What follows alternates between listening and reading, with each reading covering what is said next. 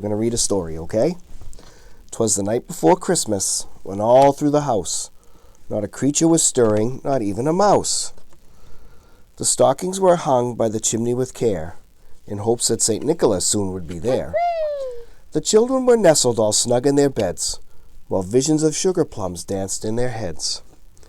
And Mamma in her kerchief and I in my cap had just settled our brains for a long winter's nap.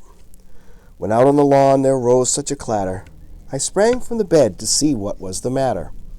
Away to the window I flew like a flash, tore open the shutters, and threw up the sash.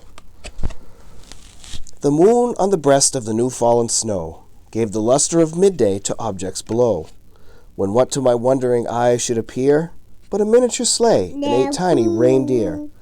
With a little old driver so lively and quick, I knew in a moment it must be St. Nick. More rapid than eagles his coursers they came, and he whistled and shouted and called them by name. Now Dasher, now Dancer, now Prancer, now Vixen, on Comet, on Cupid, on Donner and Blitzen. To the top of the porch, to the top of the wall, now dash away, all. As the dry leaves that before the wild hurricane fly, when they met with an obstacle, mount to the sky. So up to the housetop the coursers they flew, with the sleigh full of toys and St. Nicholas too. And then in a twinkling I heard on the roof the prancing and pawing of each little hoof. As I drew in my head and was turning around, down the chimney St. Nicholas came with a bound. He was dressed all in fur from his head to his foot, and his clothes were all tarnished with ashes and soot. A bundle of toys he had flung on his pack, and he looked like a pillar just opening his pack. His eyes, how they twinkled, his dimples, how merry. His cheeks were like roses, his nose like a cherry. His droll little mouth was drawn up like a bow, and his beard of his chin was as white as the snow. The stump of his pipe he held tight in his teeth, and the smoke he encircled his head like a wreath. He had a broad face and a little round belly that shook when he laughed like a bowl full of jelly.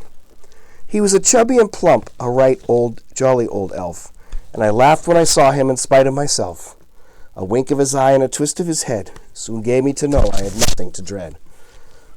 He spoke not a word, but he went straight to his work, and filled all the stockings, then turned with a jerk, and laying a finger aside of his nose, and giving a nod up the chimney, he rose, and sprang to his sleigh, to a team gave a whistle, and away they all flew like the down of a thistle. But I heard him exclaim, ere he drove out of sight, "Happy Christmas to all, and to all a good night."